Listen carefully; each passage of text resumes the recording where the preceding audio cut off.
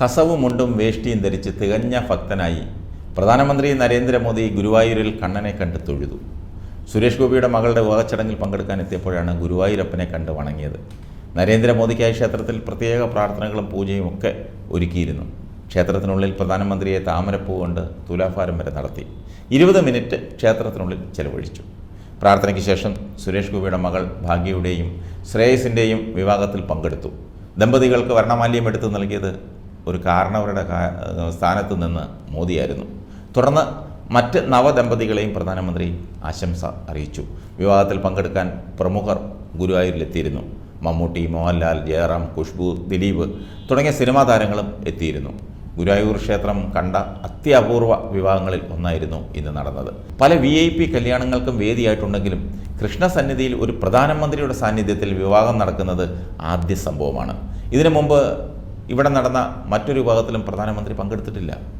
ഇതുകൂടാതെ മലയാളത്തിൻ്റെ താരനിര തന്നെ ഉണ്ടായിരുന്നു. ഇതിനു മുൻപ് കെ കരുണാകരൻ്റെ മക്കളായ കെ മുരളീധരൻ്റെയും പത്മജിയുടെയും വിവാഹം ഗുരുവായൂരിൽ വെച്ചാണ് നടന്നത്. അക്കാലത്ത് ഇന്ദിരാഗാന്ധിയായിരുന്നു പ്രധാനമന്ത്രി.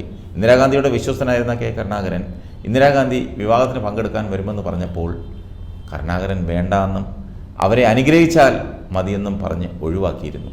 കാരണം മറ്റു വിവാഹങ്ങൾ മുടങ്ങും, ടൈറ്റ് സെക്യൂരിറ്റി വേണം, ക്ഷേത്രത്തിലെത്തുന്നവരുടെ ബുദ്ധിമുട്ട്, ഇതൊക്കെ കണക്കിലെടുത്താണ് അന്ന് കരുണാകരൻ വേണ്ടെന്ന് പറഞ്ഞത്.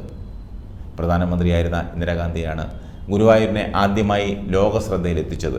അതിന് കാരണമായത് ലീഡർ കെ കരുണാകരനാണ്. 1977 മുതൽ 80 വരെ ഇന്ദിരാ പ്രിയദർശിനിയെ ഇന്ത്യ കൈവിട്ട കാലമായിരുന്നു. അക്കാലത്ത് ഉറച്ച പിന്തുണ നൽകി ലീഡർ ഒപ്പമുണ്ടായിരുന്നു. ഗുരുവായൂരിനപ്പനിൽ ഉറച്ച് വിശ്വസിച്ചോളൂ, ഏത് പ്രതിസന്ധിയും തരണം ചെയ്യാം എന്ന ഉപദേശം കരുണാകരൻ ഇന്ദിരാഗാന്ധിക്ക് നൽകി.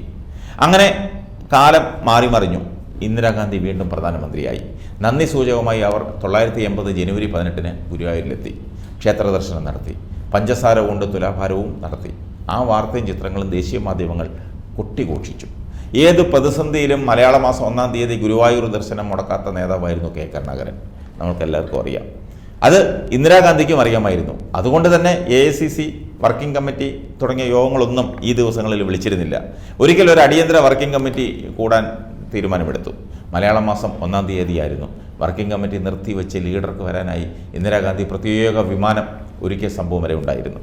ഇന്ദിരാഗാന്ധിക്ക് പിന്നാലെ പ്രധാനമന്ത്രി രാജീവ് ഗാന്ധിയും സോണിയാഗാന്ധിയും ചേർന്ന് നാരായണീയം 400-ാം വാർഷിക ആഘോഷങ്ങളുടെ സമാപനം ഉദ്ഘാടനം ചെയ്യാൻ ഗുരുവായൂരിലെത്തിയിട്ടുണ്ട്.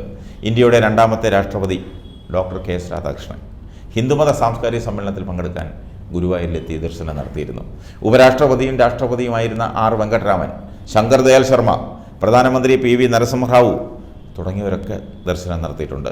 പ്രതിഭ പാട്ടീൽ, പ്രണവ് മുഖർജി, രാംനാഥ് കോവിന്ദ് എന്നീ രാഷ്ട്രപതിമാരും ക്ഷേത്ര ദർശനം നടത്തിയിരുന്നു. KR Narayanan, AB Vajpayee, LK Advani, Chandrasekhar, HD Deve Gowda തുടങ്ങിയവരൊക്കെ അധികാരസ്ഥാനത്തിരിക്കുമ്പോഴും അല്ലാത്തപ്പോഴും ഒക്കെ ഗുരുവായൂരിൽ ദർശനം നടത്തിയിട്ടുണ്ട്.